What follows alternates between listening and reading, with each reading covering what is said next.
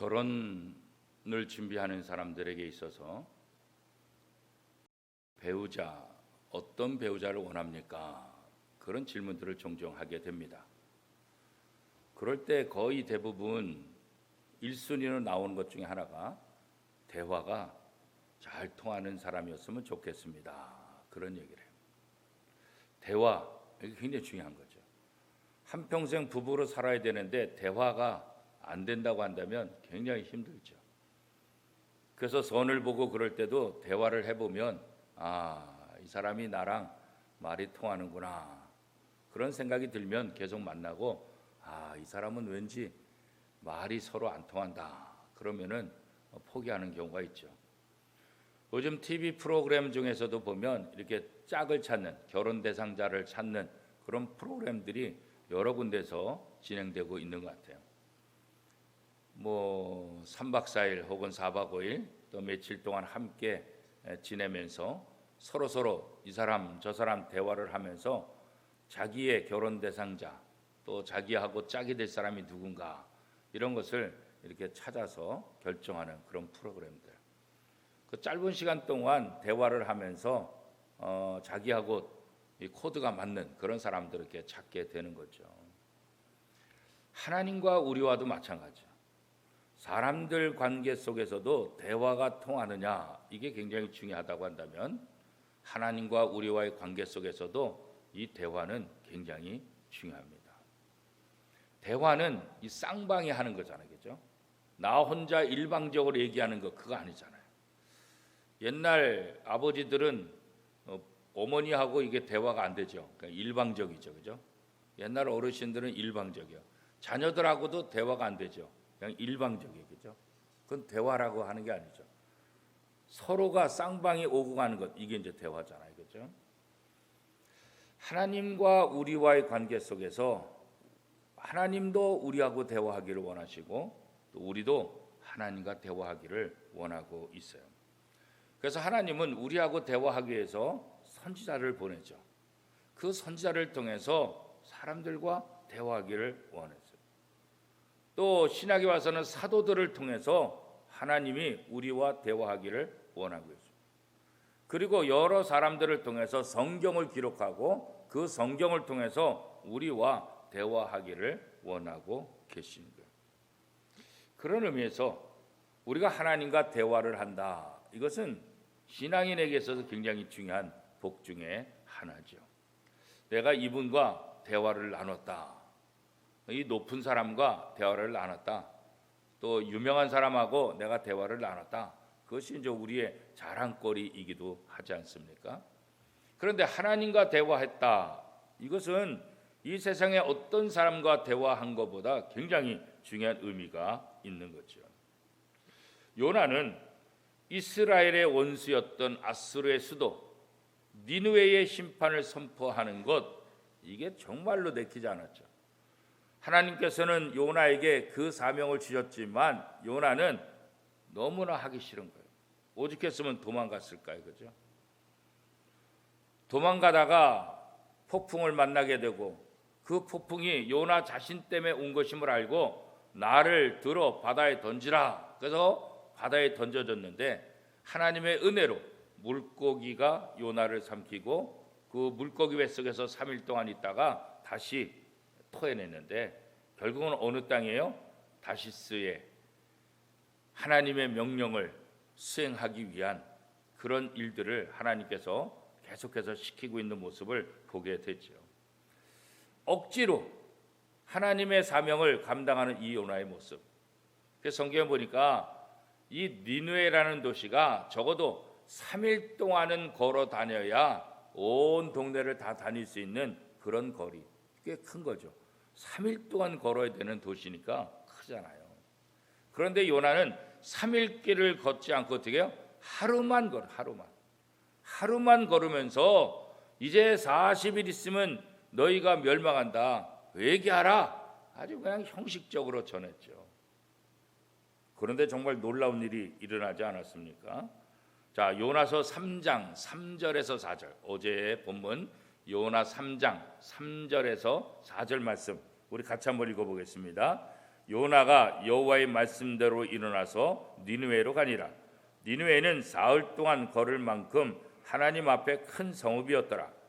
요나가 그 성읍에 들어가서 하루 동안 다니며 외쳐 이르되 40일이 지나면 니느웨가 무너지리라 하였더니, 그러니까 사흘 길을 다녀야 되는데 그냥 단 하루 길을 간 거예요. 그런데 어떤 일이 났어요? 뜻밖의 아주 놀라운 회개의 역사가 일어나게 되었죠.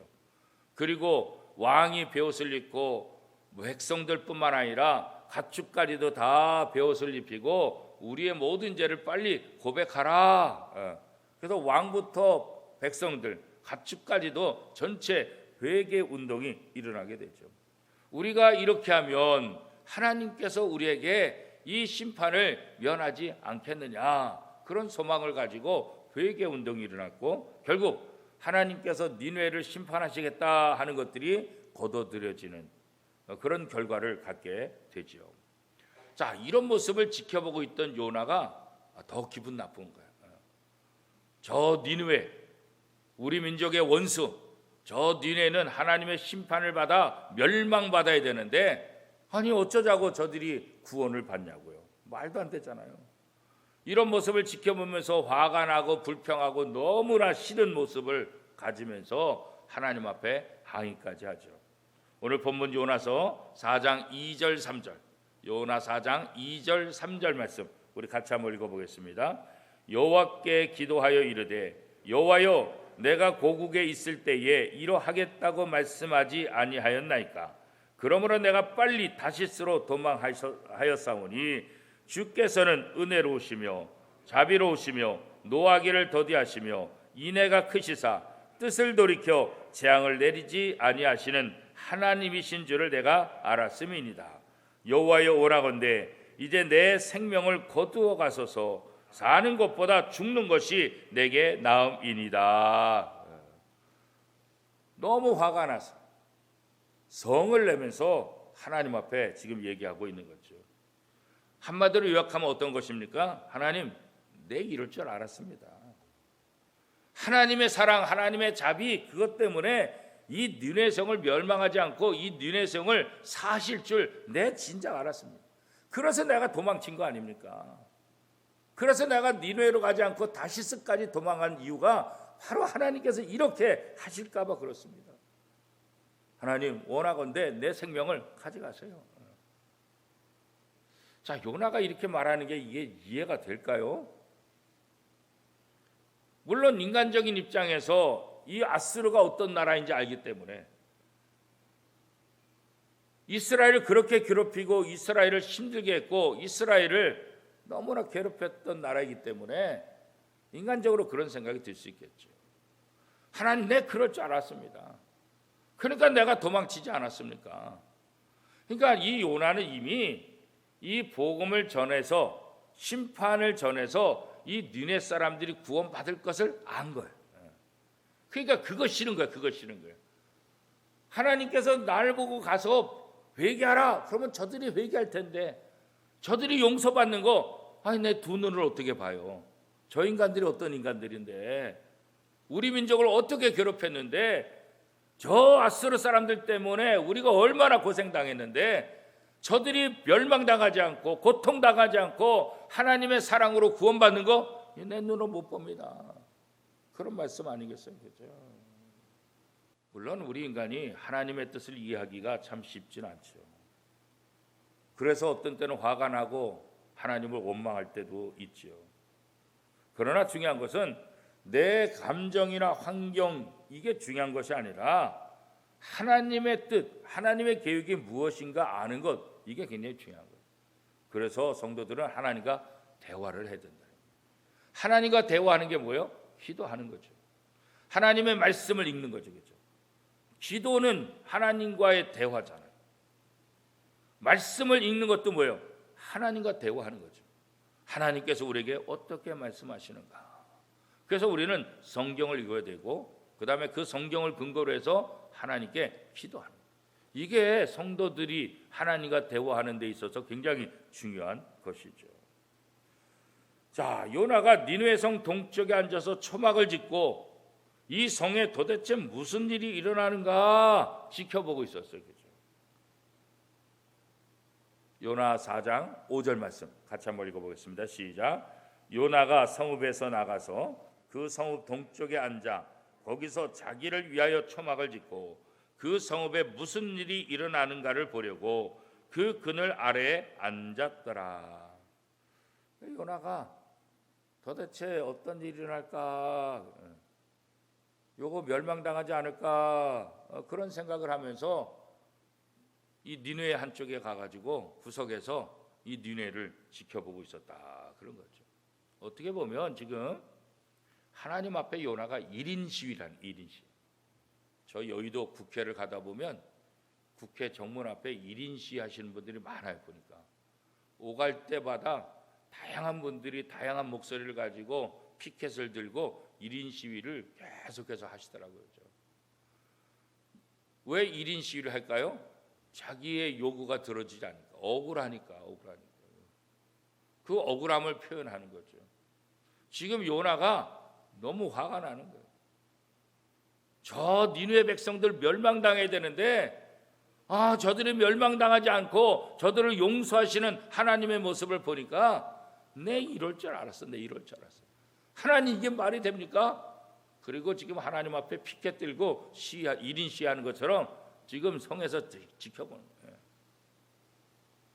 도대체 하나님이 하시는 일 이해할 수 없습니다.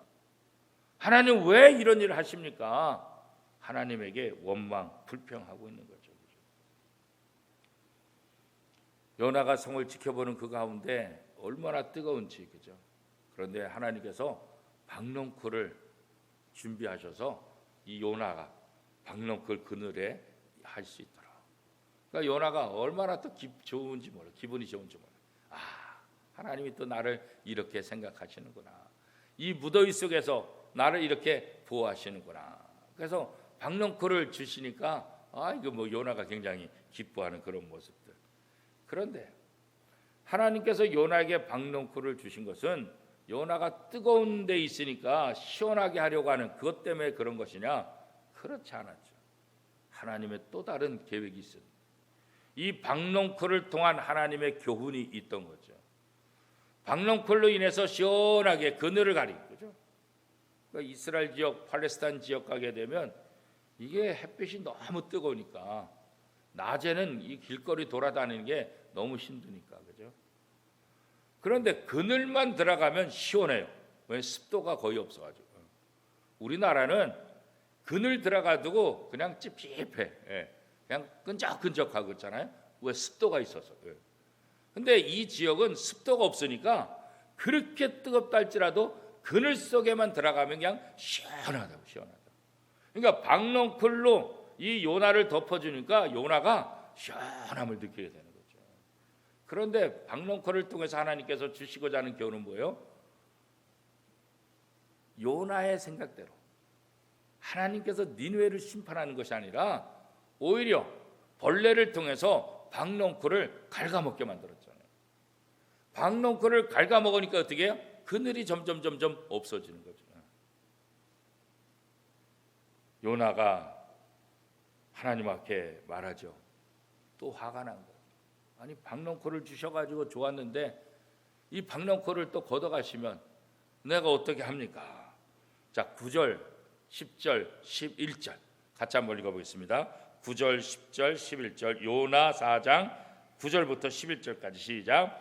하나님이 요나에게 이르시되 네가 이 박넝쿨로 말미암아 성내는 것이 어찌 옳으냐 하시니 그가 대답하되 내가 성내어 죽기까지 할지라도 옳으니이다 하니라. 여호와께서 이르시되 내가 수고도 아니하였고 재배도 아니하였고 하룻밤에 났다가 하룻밤에 말라버린 이 박넝쿨을 아꼈거든. 하물며 이 큰 성읍 니느웨는 좌우를 분별하지 못하는 자가 12만 명이요 가축도 많이 있나니 내가 어찌 아끼지 아니하겠느냐 하시니라. 그냥 박넝쿨 있다가 없어진 거 이거 하나님 이러면 됩니까? 근데 하나님은 야 너요 박넝쿨 하나 갖고도 그렇게 아깝냐? 이 니느웨는 12만 명이 12만 명, 그죠? 12만 명. 가축들도 있고. 요 박농풀이 그렇게 사라지는 거 아깝다고 한다면 이 니느웨에 있는 12만 명, 이 사람은 아깝지 않더냐? 이들의 영혼은 불쌍하지 않더냐? 너 박농풀 가지고 그렇게 안타까워하고 너 성내는데 네가 성내는 게 그게 맞냐? 하나님은 이 박농풀을 통해서 니느웨 백성들, 이 이스라엘 백성들에게 원수였던 니느웨 백성들조차도 구원받아야 될 영혼의 그 영혼임을 다시 한번 이야기하고 있는 거예요. 그렇죠? 우리가 요나처럼 하나님 앞에 일방적일 때가 참 많지요. 하나님의 계획, 하나님의 생각과 무관하게 우리는 우리의 생각을 가지고 하나님 앞에 일방적으로 얘기할 때가 참 많아요. 그런데 대화는 일방적으로 하면 안 되잖아요. 저도 종종 실수할 때가 있는 거예요. 아내한테나 아이들한테나 내 생각까지 일방적으로 말할 수 있다. 일방적으로. 아내 말도 안 듣고 아이들 말도 안 듣고 일방적으로. 근데 나중에 보니까 내가 잘못한 거예요. 내가 생각을 잘못한 거예요. 내 일방적이었어요. 상대방 얘기만 들어봤으면 아 이게 아니구나 이거 아는데 상대방 얘기 안 듣고 내가 일방적으로만 쏟아부으니까 이게 문제가 생기는 거죠. 지금 요나가 하나님의 계획, 하나님의 생각 이거 상관없이 일방적으로 자기의 감정만 지금 얘기하고 있는 거잖아요. 이 요나서의 결론이 아름다운 것은 결국은 하나님께서 이 요나를 설득하시는 거죠. 박농쿨 그거 하나 갖고도 그렇게 아깝게 생각하면서 니느웨에 있는 12만 명의 이 영혼이 아깝지 않느냐. 이 요나서가 우리에게 주시는 교훈은 뭐냐면 한 영혼 한 영혼 우리의 원수라 할지라도 그 영혼이 구원받아야 될 대상이라는 사실을 우리가 다시 한번 알려주고 있는 거예요. 그래서 요나서의 결론은 아름답다 그렇게 이제 이야기할 수 있는 거죠. 요나는 하나님을 알았어요. 내 이럴 줄 알았습니다. 그렇잖아요. 이미 하나님 마음 알았다고. 저 니네 백성들 저 심판하지 않고 구원할 줄 내 알았습니다. 요나가 이미 하나님의 마음. 그러면 하나님의 마음을 알았다고 한다면 하나님께서 왜 이들을 구원시키려 하시는지 그걸 깨닫고 가서 열심히 복음을 전해야 되지 않겠어요? 너희가 회개해야 된다. 그래도 하나님이 너희한테 40일이라는 시간을 줬다. 40일이 짧은 것 같지만 이 40일 동안 너희가 회개하면 너희가 살 수 있다. 그러니까 빨리 회개하라. 그래서 사흘 길이 아니라 그냥 구석구석 다니면서 더 세부적으로 다녀서 일주일, 열흘, 20일 아니 40일 되는 그날까지 열심히 다니면서 복음을 전해야 되잖아요. 그죠?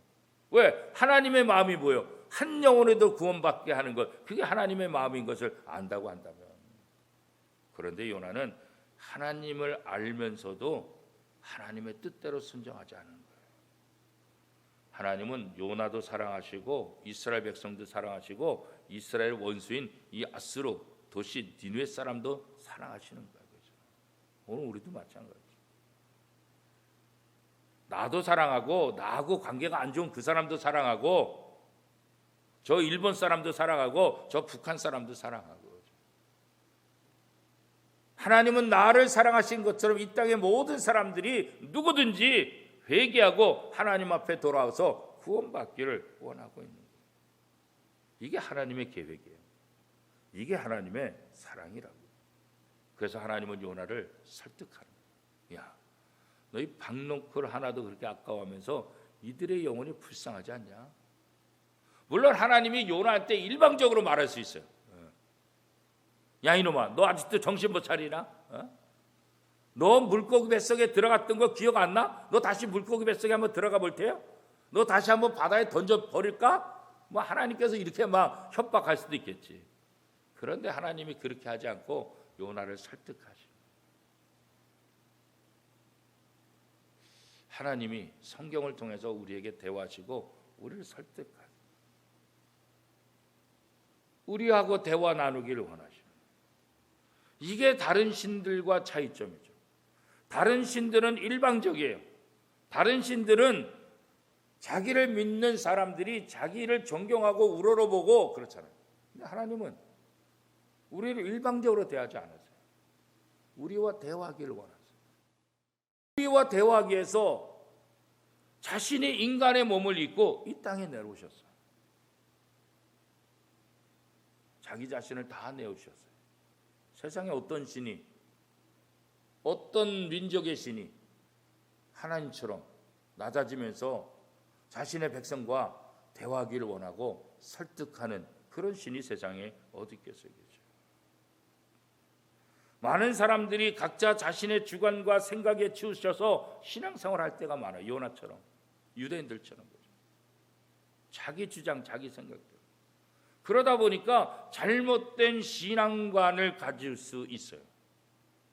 우리가 오래 믿다 보면 자기의 편견과 자기의 고집 때문에 하나님이 원하는 신앙이 아니라 자기 틀에 맞춰진 신앙생활을 할 수가 있다는 거예요. 요나처럼.